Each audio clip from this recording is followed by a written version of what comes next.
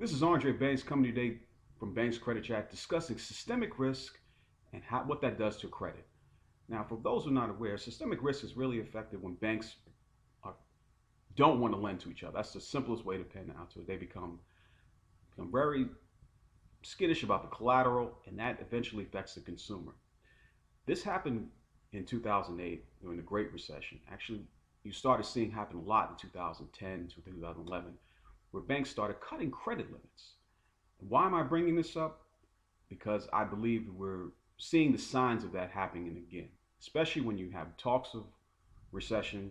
Everyone talk about the housing bubble popping, and when it's talk and there's smoke, there's usually fire. Now we also see the stock market drop down considerably over the last week. Actually, even whenever this video is being taken, it's probably dropping today. So when those times come up, systemic risk becomes a factor, and we need to be aware of that, especially if you have large credit card balances, and and your limits are cut. Experience is sometimes the best teacher. I know it firsthand foremost of what a credit limit, when I'm cutting credit limits during the systemic crisis goes on, systemic risk, when the banks didn't do that.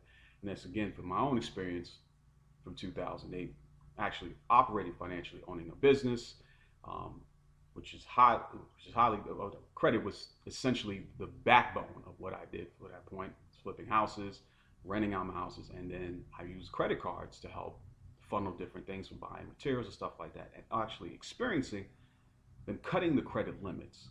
So I once had a balance of $8,000, was cut to $6,000. And I was used a $5,000 balance. So I experienced that personally. And then once I was able to get my hands on paying down credit, I became much more of an advocate and finding out more information. And that's what led me to working for the nonprofit as a credit housing counselor. Then I would see it on an everyday basis during that time, because people were, again, essentially using credit to live off of. And they found themselves in positions where they had higher access to credit once they had credit limits of $30,000 or $40,000 being cut to 10, sometimes even 15,000. Sounds like it's not possible. It's highly more probable when you see in situations like we're in now. Stock market is down, interest rates are up, inflation is there. It's even a much more probability than it was just maybe a month or two ago. And I bring that up because of just experience and knowing that if we do see a considerable downturn, systemic risk may be one of the factors that banks are considering, and they'll start cutting limits. And you don't want to find yourself in a situation where you have high credit card balances and they start cutting limits, because it makes it very difficult for you to exist, especially if you're using credit for how you operate on a day-to-day function.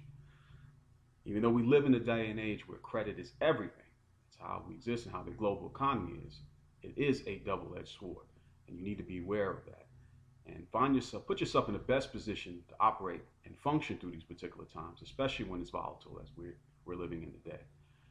No one can predict if we're going to have the same exact crash of 2008, but the signs are there that we are going to have a slowdown, and the markets are reflecting that. And when that comes about, I think from my own experience and things that I've seen as a credit counselor, as well as owning business in real estate, operating as a project manager, a number of different things that I did add to that law.